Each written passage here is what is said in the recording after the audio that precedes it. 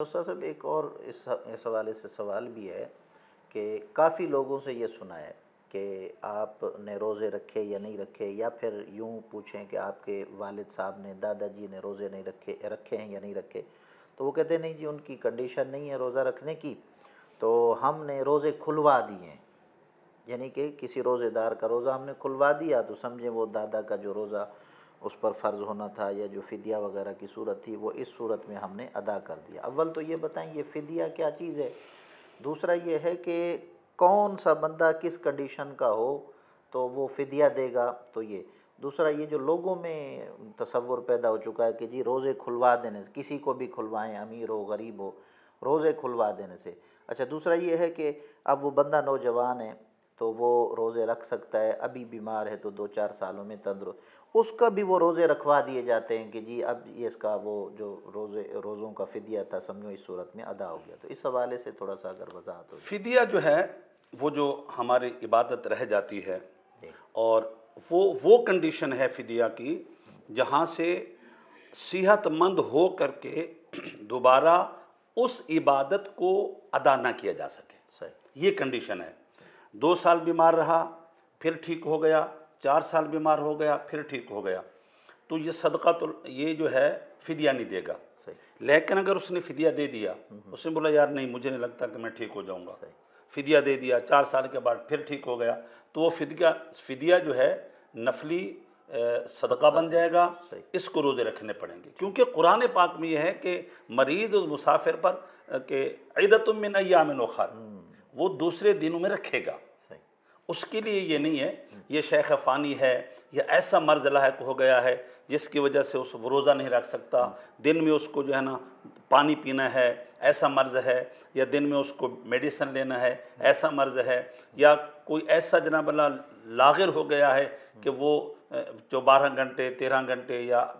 10:30 11 گھنٹے 14 گھنٹے 15 گھنٹے وہ بالکل بھوک پانی برداشت نہیں کر سکتا، تو پھر وہ شیخ فانی یا معذور کے حکم میں ہوتا ہے، یعنی اسی دائمی ہاں معذور ہے۔ تو اسی کا جو ہے وہ صدقۃ الفدیہ یا فدیہ جو ہے وہ ایک صدقۃ الفطر ہوتا ہے، صحیح ایک صدقۃ الفطر ہوتا ہے، وہ ادا کیا جاتا ہے۔ اور اگر کسی کو ہم نے یہ شیخ فانی بنا کے چھوڑا تھا کہ یہ شیخ فانی ہے، جی پھر ہم نے اس کا صدقۃ الفطر بھی یا فدیہ بھی دے دیا، لیکن اللہ نے پھر اس کو صحت مند تندرست کر دیا، صحیح تو یاد رکھیے گا وہ سب جو ہے وہ صدقہ نافلہ ہو جائے گا، اس کو پھر سے وہ روزے فعدۃ من ایام اخر قرآن کے حکم کے مطابق اس کو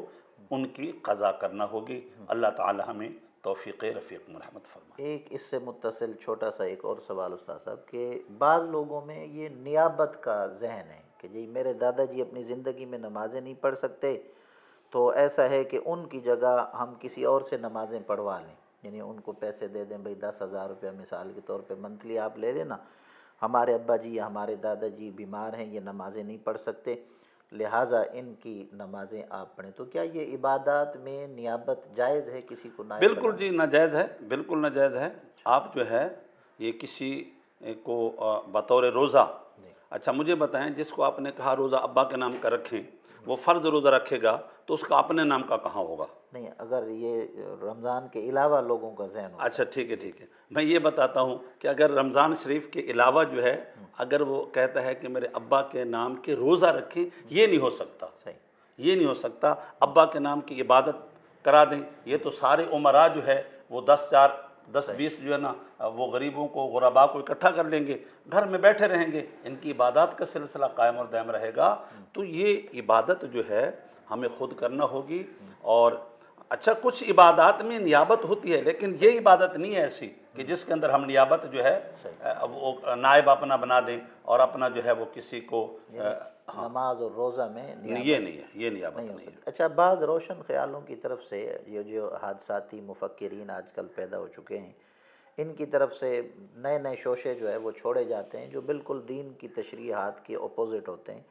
تو انہی میں یہ بھی سننے کو ملا کہ اگر کوئی بندہ کسی دن بہت زیادہ مصروف ہو جاتا ہے، جیسے کسی کی 6 فیکٹریاں ہیں اس نے دیکھنے کام کاج، اور وہ نمازیں جو وقتی ہیں روٹین کی ان کو وقت کے اندر ادا نہیں کر سکتا، تو اس کو رخصت ہوگی کہ وہ عشاء کے بعد ساری جمع کر لے، تو اس حوالے سے آپ کیا کہتے ہیں؟ یہ استغفر اللہ تصور، یہ خیال؟ استغفر اللہ استغفر اللہ، ان الصلاۃ کانت علی المؤمنین کتاب موقوتا، نماز مومنین پر وقت مقررہ پر ہے، جی اس سے آگے پیچھے نہیں کر سکتے۔ ہمارے ہاں جمع حقیقی جو ہے بالکل ممنوع ہے، جمع سوری جو ہے وہ جائز ہے۔ آپ ایسا کر رہے ہیں کہ آپ کو ظہر کے ٹائم اول وقت میں ٹائم نہیں مل رہا، اس کو آخر وقت تک مؤخر کریں، آخر وقت میں یہ پڑھیں اور عصر کو اول وقت میں پڑھ لیں۔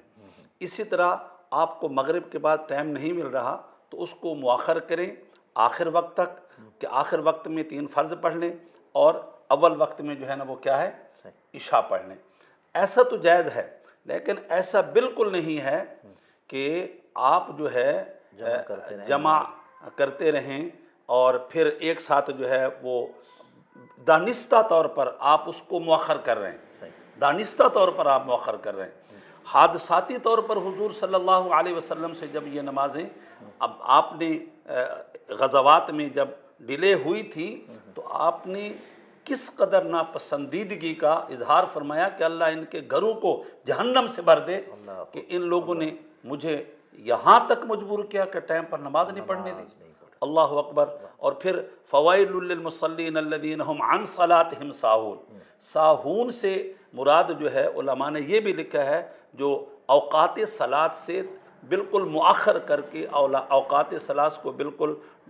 ٹال کر کے ہٹا کر کے جو ہے وہ نماز پڑھتے ہیں۔ تو ایسا نہیں کرنا چاہیے۔ آپ کی فیکٹریز میں یا دیگر معاملات میں آپ کو کہیں ایسا مسئلہ ہے تو اس کو جو ہے جمع سوری تو آپ چلو ٹھیک ہے ممکن ہے وہ کر سکتے ہیں، لیکن جمع حقیقی بالکل ناجائز ہے، بالکل ناجائز ہے، بالکل ناجائز ہے۔ یعنی جمع سوری بھی کبھی کبھی بامر مجبوری۔ اچھا دوسرا یہ ہے کہ استاد صاحب یہ جو لا یکلف اللہ نفسا الا وسعها، اس آیت کا جو ترجمہ ہے کہ اللہ تعالیٰ کسی کی سکت سے زیادہ اس پر بوجھ نہیں ڈالتا، تو اس کا بڑا ایک غلط مفہوم لے کے دین کے اندر من مانی تشریحات اور خود ساختہ تبدیلیاں، جیسے ابھی یہ ہے کہ مصروفیات ہیں تو پھر نمازیں آپ مؤخر بھی کر سکتے ہیں روزانہ، تو آپ اس کا صحیح ترجمہ اور مفہوم کیا ہے؟ یعنی لا یکلف اللہ نفسا الا وسعها۔ دیکھیں جی، اس کا صحیح ترجمہ تو بالکل یہی ہے کہ اللہ تبارک و تعالی ہر نفس کو جو ہے اس کی وسعت اور گنجائش اور ہمت اور طاقت کے مطابق ہی اس کے اوپر ذمہ داری ڈالتا ہے۔ یہ ہے مسئلہ، یہ مسئلہ نہیں ہے کہ ذمہ داری ڈالنے کے بعد اس کے ٹالنے کی بھی وہ اجازت دے دیتا ہے۔ دیکھو میرے لیے یا ایک حضور صلی اللہ علیہ وسلم کی امت کے لیے جو ہے وہ 5 نمازوں کی ذمہ داری ڈال دی۔ اب ہم یہ سمجھیں کہ اللہ تبارک و تعالیٰ مکلف نہیں کرتا تو میں کیونکہ میری طبیعت نہیں ہو رہی تو 3 میں پڑھ لیتا ہوں، 2 چھوڑ دیتا ہوں، تو وہ نہیں۔ یعنی خود ساختہ کسی چیز کو بوجھ سمجھ لینا اور پھر وہ عبادت سے یہ تو خود عبادت سے روگردانی ہے، یہ تو خود جو ہے شیطان کی پیروی ہے، یہ تو خود احکام شرعیہ کو رد و بدل کرنا ہے، احکام شرعیہ کی جو ہے نا میں سمجھتا ہوں استہزاء کرنا ہے، تضحیک کرنی ہے، اور ایسے شریر ذہنوں سے اور مفسدین فسادی لوگوں کے شر سے جو ہے اللہ تعالیٰ اسلام کو، اہل اسلام کو، دین کو، اہل دین کو بچائے، محفوظ فرمائے۔ ماشاءاللہ بڑی بہترین اور خوبصورت نشست ہوئی۔ میں اپنے جو میری عمر کے ساتھی ہیں یا طالب علم مجھ سے عمر میں کم ہیں ان سے گزارش کروں گا کہ ضرور وقت نکالا کریں، اپنے اکابرین کے ساتھ جا کر بیٹھا کریں۔ آپ یقین جانیں کہ دور صحابہ کی خوشبو آنے لگ جاتی ہے جب ہم صحیح العقیدہ سنی کسی مسلمان عالم دین کے قرب میں جا کر بیٹھتے ہیں، تو اللہ تعالیٰ استاد محترم کو سلامت رکھے۔ جو کچھ انہوں نے ملفوظات فرمائے، ہماری رہنمائی فرمائی، اللہ تعالیٰ اس کے مطابق ہمیں عمل کی توفیق عطا فرمائے۔ خود ساختہ دین کے اندر تشریحات سے رب العلا ہم سب کو محفوظ فرمائے۔ وما علیہ الا البلاغ۔